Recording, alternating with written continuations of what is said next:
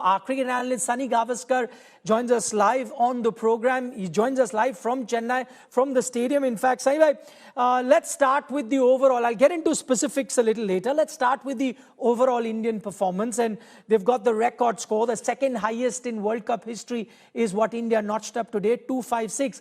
This is something that we used to all be talking about. India's firepower when it comes to India's batting. That is something we didn't see throughout this tournament. Happy that it's all come together for this game and for games coming up. Other teams are going to be wary of this batting lineup now. Well, they got a good start. All these matches, their opening bat has gone out for a 0. Whether it was Abhishek Sharma or Ishan Kishan, they've got out for ducks. And they've got out in the power play, and which really puts pressure on any team. This time around, just 1 wicket in the power play and 70 plus runs on the board, which meant that they had got a very, very good platform. And therefore, it became that much easier for the batters coming down the order to play a lot more freely, play their shots from virtually the first ball and get the big runs that they did. That's right. The openers did give them a very good start. And I'm going to talk to you about one of those openers first, and that is Abhishek Sharma. Remember, we were talking about how he's not really showing that kind of form that we've come to get used to. 3 ducks is what he got. So today, even though, I see his strike rate, he gets the highest runs for India, 55, ends up with a very impressive strike rate of 180. But he didn't start the way we've gotten so used to him, right? Not bang, bang from the start. Was a bit conservative. Do you like this version of Abhishek a little more? Absolutely. He stroked the first ball off the back foot for a single, got off the mark. Then he hit a couple of boundaries. But again, what was most impressive was the fact that he wasn't rushing down the pitch like he tends to do, even before the ball has been bowled. So he didn't play any premeditated shots today. He played according to the delivery.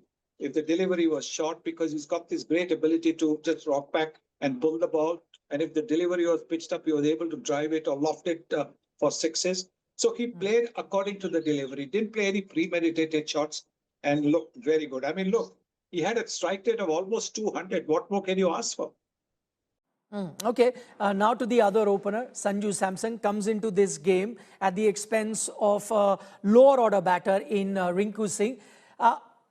24 of 15, I know opinions are divided. How do you view Sanju's knock? Do you think he did what was expected of him under the circumstances, and this is what you expect from him going forward? Or would you rather want him to, if he gets a good start, get you a big total, which he hasn't been? Well, he did what was expected of him to get the team off to a good start. But as a batter, I think even he would want to get a 50 plus or maybe 70, 80 and take the team, very regularly to 200. So, yes, I think he did what was expected of him, bringing a left-hand, right-hand combination to the crease, making it that much harder for the bowlers. So you cannot fault him because he was all the time looking to take advantage of the power play and the field restrictions. Sai, we spoke about Sanju's innings in particular, but overall, looking at the pitch, many will say that this is probably the best batting pitch that India has gotten in this entire tournament so far. But do you think this sort of pitch actually suits the Indian style and template a bit more? And then, many are surprised, why didn't we get such a good batting pitch earlier in the tournament?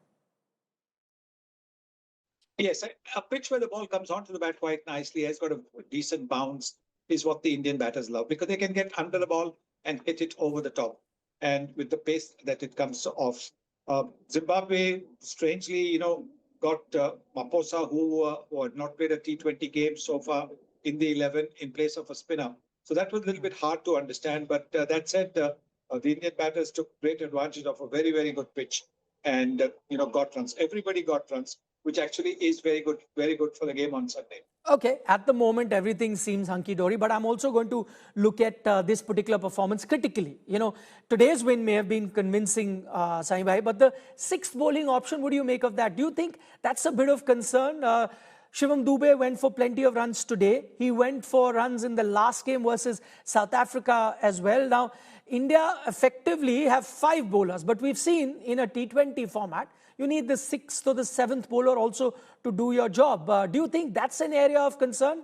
And if it is, how does India address that? Well, I mean, if you're looking to strengthen your batting and lengthen your batting, then obviously that 6 bowling option will not always be there.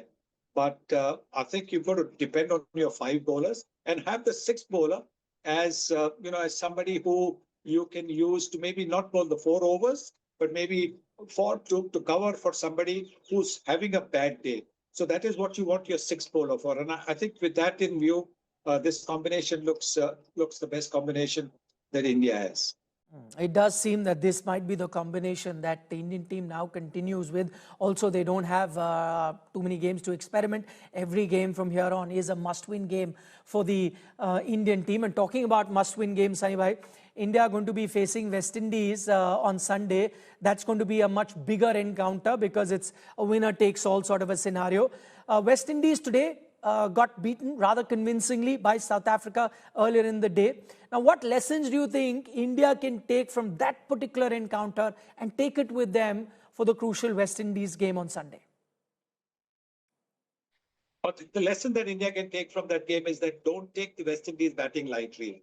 If your 8-wicket partnership can add almost 90 runs, that tells you the depth of the West Indies batting. And in Romario Shepherd, they have somebody who's not only taken a hat-trick in this tournament, but also somebody who can hit the ball into the stands quite regularly. So not to take the West Indies team lightly at all, because they have, when you look at all the leagues all around the world and the IPL, the impact players invariably are from the West Indies. They never get the credit for it, but they invariably are from the West Indies. So taking the West Indies team lightly will be a huge, huge mistake. Okay, that's a sane advice from Mr. Gavaskar, as you'd expect to the Indian team. Don't take them lightly. It's going to be a crucial encounter. We'll have you covered here on India Today, bring you all the latest. Plenty more to come with Mr. Gavaskar live on our broadcast. But okay, the biggest takeaway from Suryakumar Yadav's reaction there, he said, we were never worried. He had full faith in his side, and I guess it's that confidence that has taken India through in this particular game and may help them a lot going forward as well. Sunil Gavaskar still live with us on the broadcast. Sunil bhai, just one thing, Super 8s, all the big teams, 8 teams, we thought we'll get a lot of one-sided encounter. Not that we're complaining, India has won rather convincingly, but anything that you can put a finger to, why is it that we're getting such one-sided encounters in the business end of the tournament? Yes, I think that's because maybe a favored team like Australia wasn't able to make it, and which would have been probably a lot closer contest than what Zimbabwe have been able to do. Zimbabwe certainly played very well at the early stages, but when they've come to the Super 8, like the West Indies smashed 250 against them, now India have smashed 250 against them. So it clearly shows that as far as the bowling is concerned, that they didn't quite have the bowling to restrict batters on good pitches like they played at the Wankhede Stadium and here at the Chidambaram Stadium. Just summing up, the tournament so far, who do you think is looking like the team to beat? The favourites, if I can put it that way, the favourites to lift the trophy. South Africa, clearly the undefeated team, looking like $1 million at the moment. Are they the favourites? For me, the two favorites are, the two top at the moment are South Africa and England. Don't forget, England might have had a close victory, but that again is down to the modern tendency to try and finish the game off with a 6 rather than, when you have to get 6 runs and you've got about 20 deliveries, people still want to finish it in 2 deliveries and in the process get out instead of knocking, say, 2 and 3 deliveries. That is the modern thing. Otherwise, the England win would have been a very, very easy win against Pakistan. But England, because they've got the bowlers who can bowl spin as well as quick, they've got very good bowling attack. And the batting also, they've got a fair bit of depth over there.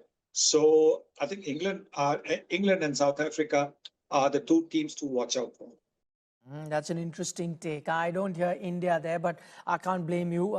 These two teams, England and South Africa, have looked like the best team. Finally, Zainbhai, before we let you go, from the Indian point of view, this particular game versus Zimbabwe, what's the biggest positive you think for India in this match? It could be an individual or a collective thing that comes to your mind. I think the biggest positive for me would be Abhishek Sharma getting back into form. And most importantly, what was impressive was the adjustment of the bat speed. If the ball was slower, his bat speed, he would adjust it. When he brought it down, he wasn't really looking to swing the ball at the ball blindly. He was adjusting his bat speed according to the speed and the bounce with which the ball was coming, which meant that he was getting into form. He's not yet into his best form, but at least he's getting there, and that is good news for India. Okay, we'll leave it at that. Completely out of time, but Mr. Gavaskar, thank you so much for joining us here on India Today and putting into perspective India's win versus Zimbabwe. So, the Indian juggernaut continues to roll. Next up, West Indies in a must-win encounter on Sunday. As I said earlier, for all the previews, analysis, ground reports, the one-stop destination is India Today. From me, Nikhil Naz, and the entire sports team here at India Today, thanks so much for watching. News and updates continue on the other side.